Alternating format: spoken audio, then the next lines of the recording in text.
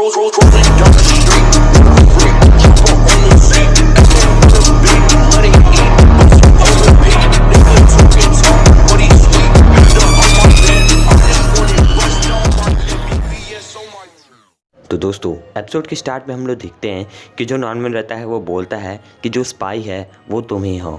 और यार इस सब को देखने के बाद रे बोलता है क्या तुम मजाक कर रहे हो। फिर यार उसके बाद यार हम लोग देखते हैं रे बोलता है मैं क्यों स्पाई होऊंगा।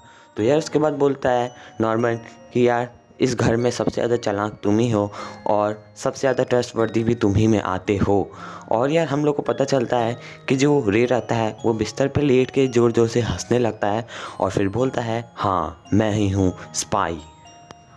फिर हम लोग को देखने को मिलता है कि जो नॉर्मन रहता है वो बोलता है अगर तुम हो स्पाई तो तुमने मॉम को कुछ बताया तो नहीं है ना। तो यार जो रे रहता है वो बोलता है कि मैंने मॉम को सब बता दिया है।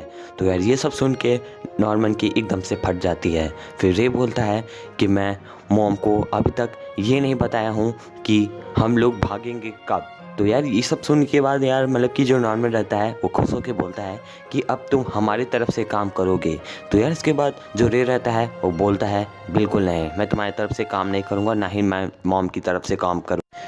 फिर यार देखो नॉर्मन बोलता है कि देखो तुम हमारी मदद भागने में करोगे, साथ में तुम भी हमारे साथ भागोगे और तुम ही पर सारी सेफ्टी की मतलब कि जिम्मेदारी रहेगी। तो यार ये सब सुनने के बाद यार रे काफ़ी ज़्यादा ही मतलब अजीब सा बिहेव करने लगता है। फिर यार वो बोलता है कि मैं तुम्हारी तरफ से काम नहीं करूँगा, ना ही मैं मॉम की तरफ से काम करूँगा, मैं बीच को पढ़ आऊँगा। तो यार उसके बाद हम लोग को देखने को मिलता है कि जो रे रहता है वो बोलता है कि मैं तुम्हारे साथ काम एक ही शर्त पे करूँगा। तो नॉर्मन बोलता है आखिर वो कौन सा काम है। तो यार वो बोलता है तुम्हें एमा के साथ धोखा करना होगा। और यार ये सब सुनने के बाद नॉर्मन की एकदम फट जाती है, मतलब उसको समझ में नहीं आ रहा है ये हो क्या रहा है। तो यार नॉर्मन काफ़ी ज़्यादा ही सख्त मतलब कि सोचने में पड़ जाता है, लेकिन उसके बाद वो फाइन बोल देता है और इसी के साथ मतलब कि उन लोग की डील पक्की हो जाती है।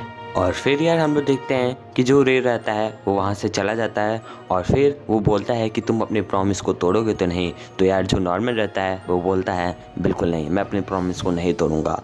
तो यार अगले सीन में हम लोग को देखने को मिलता है कि जो रे रहता है वो जाता है मॉम के पास और यार वो बोलता है मॉम से कि ये सब फिर से टैग गेम खेल के अपने आप को फुर्तीला बनाने की कोशिश कर रहे हैं। और यार इसके बाद जो रे रहता है वो बोलता है कि मैं आपके साथ 6 साल से काम कर रहा हूँ, लेकिन आप मुझ पर पूरा विश्वास भी नहीं करती हैं।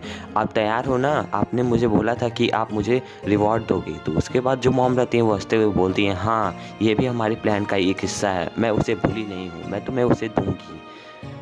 तो यार अगले सीन में हम लोग को देखने को मिलता है कि यार यहाँ पे नॉर्मन सपना देख रहा है और यार वो सब मतलब कि गेट के पार भागने की कोशिश कर रहे हैं। फिर यार हम लोग को देखने को मिलता है कि जो नॉर्मन रहता है वो पीछे देखता है तो वो देखता है कि सारे लोग मर चुके हुए हैं। फिर यार जो नॉर्मन रहता है वो फिर से पीछे जाता है तो यार देखते हैं कि वहाँ पे रे आता है, वो बोलता है मैंने बोला था ना तुम्हें ऐसा नहीं करना चाहिए।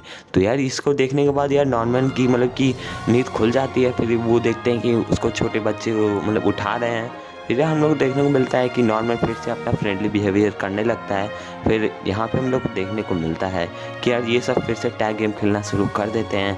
फिर यार यहाँ पे एमा नॉर्मल रे मतलब कि इकट्ठा होते हैं। फिर यार एमा पूछती है कि आखिर वो स्पाई कौन है। तो जो रे रहता है वो बोलता है मैं हूँ स्पाई और एमा को विश्वास नहीं होता है, लेकिन रे बताता है कि मैं ही हूँ स्पाई। तो यार ये सुन के यार जो एमा रहती है मतलब उसको समझ में नहीं आता है कि आखिर वो करे तो करे क्या। तो उसके बाद वो बोलती है तुमने मॉम को वो सब तो नहीं बताया ना। तो वो मतलब कि जो रे रहता है वो ताने के स्टाइल में बोलता है हाँ हाँ तुम लोग ने कोनी का डॉल नहीं छोड़ा रहता तो नहीं बताना पड़ता।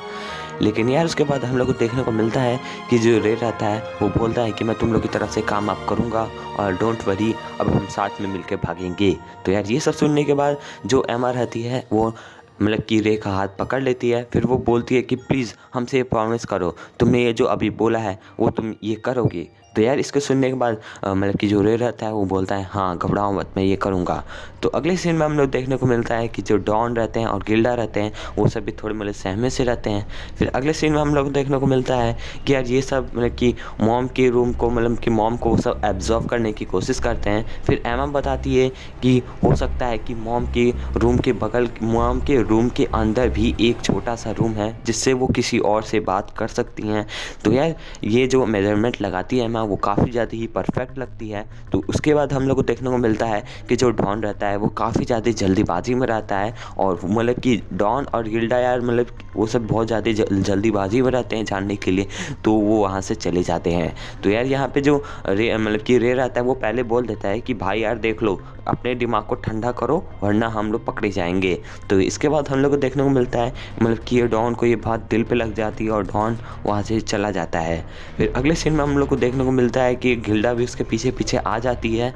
फिर हम लोग को देखने को मिलता है कि जो डॉन रहता है वो फाइनली मतलब कि उस रूम के अंदर जाता है और वो मतलब कि चेक करने लगता है मॉम के रूम में कि आखिर वो सीक्रेट डोर है तो है कहाँ। तो अगले सीन में हम लोग देखने को मिलता है कि डॉन बहुत ज़्यादा ढूंढता है लेकिन उसे कुछ भी नहीं मिलता है।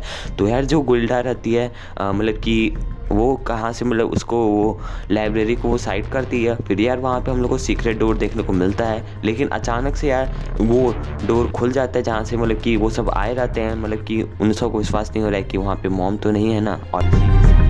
और ऐसे ही एपिसोड नंबर 5 ख़त्म होता है।